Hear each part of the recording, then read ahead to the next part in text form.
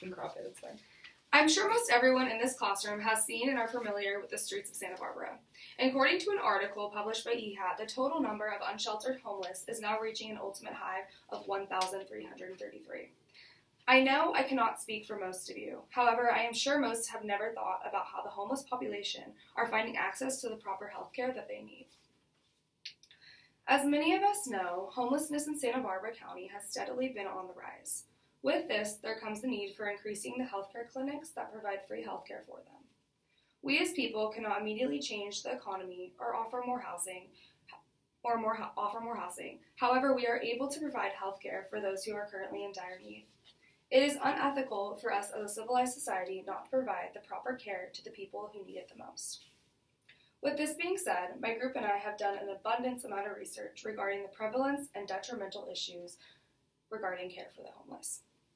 Today, we will be discussing the issue regarding healthcare for homeless in Santa Barbara County and what we can do to help make this a better place for all that live here.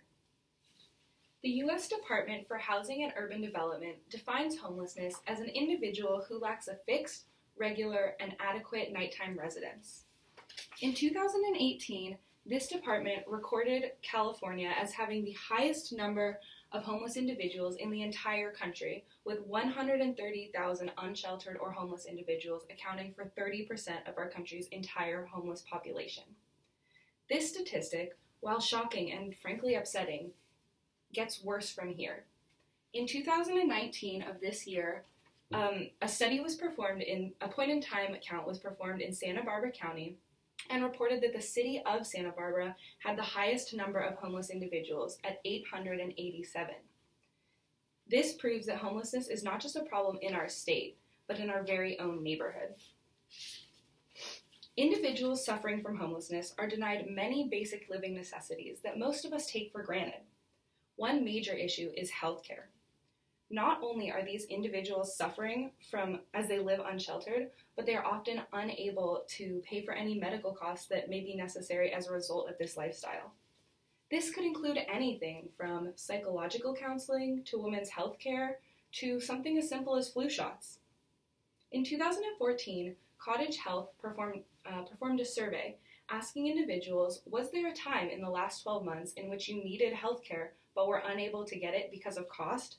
To which an astounding 19% of individuals responded yes. Janet Hunt, a writer for the insurance industry for over 20 years, wrote in a recent article that with insurance, a copay for an ER visit can cost anywhere from $20 to $150. This is a lot, but without insurance, this cost for basic living or for basic medical care can go up to $3,000. This is not affordable for most people, but especially for those who lack a stable enough income to support themselves on a nightly basis.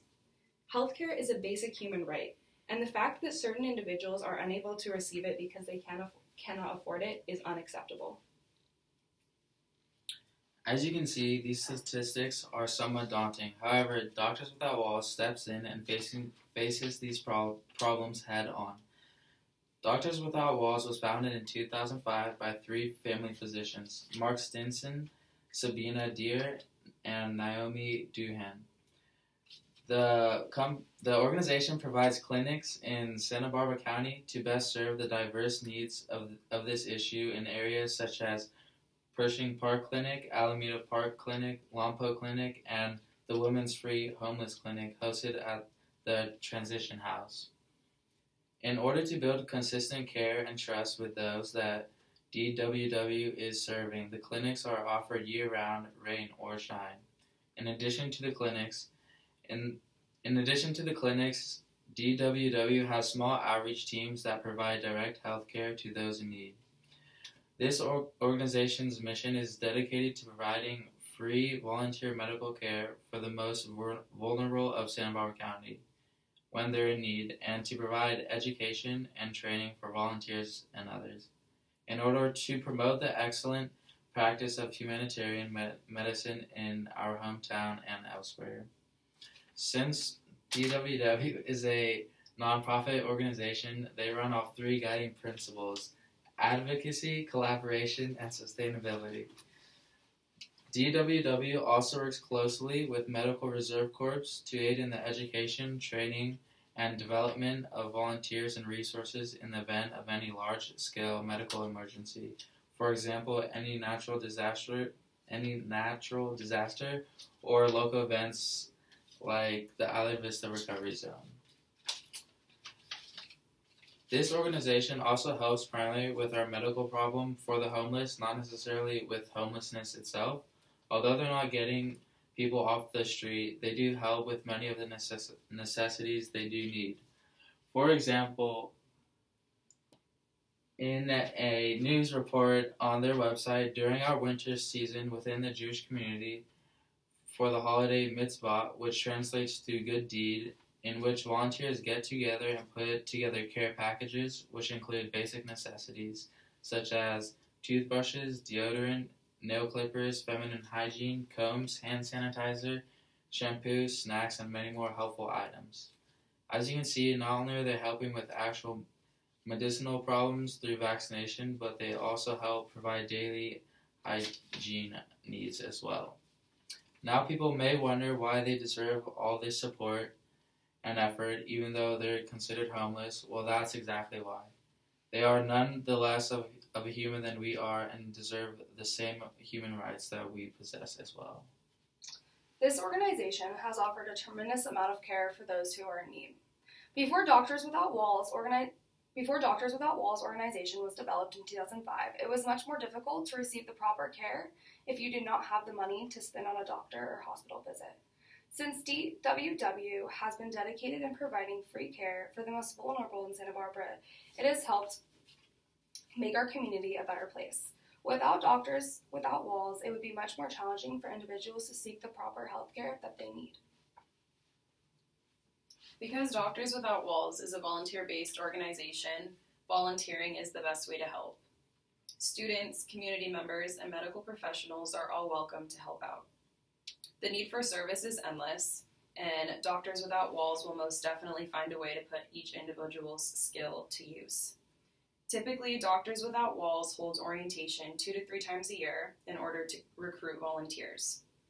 According to Kevin Rodriguez in his Importance and Benefits of Volunteering article, he states that volunteering enriches our society and brings us together as a community. He goes on to say that volunteering not only helps to better the organization that you are helping, but also helps to better you as an individual. Another amazing way to take action is by making a financial contribution. All donations go toward continuing and expanding their outreach, education, and advocacy. On the DWW website, they also explain that all donations are 100% tax deductible.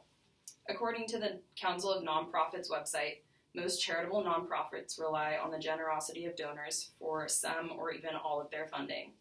This makes donating an extremely important step. Giving just $1 or $2 a month can be a great way to do your part and help out. We've even included a link to their website, which will walk you through the steps of donating and volunteering. The last way you can take action and help take part in this amazing organization is to spread the word. Before doing our research, most of us had never heard of this organization, but there's a way in changing that. Spreading the word and talking to other people about this organization will help to increase donations and volunteers. Getting the word out and letting people know that this organization helps our community is a great way to do your part and take action. It's our duty as members of this community to take part and help out as much as we can. Doctors Without Walls provides many opportunities to do so. Take action now and help save the lives of many. Thank you for listening. We did it.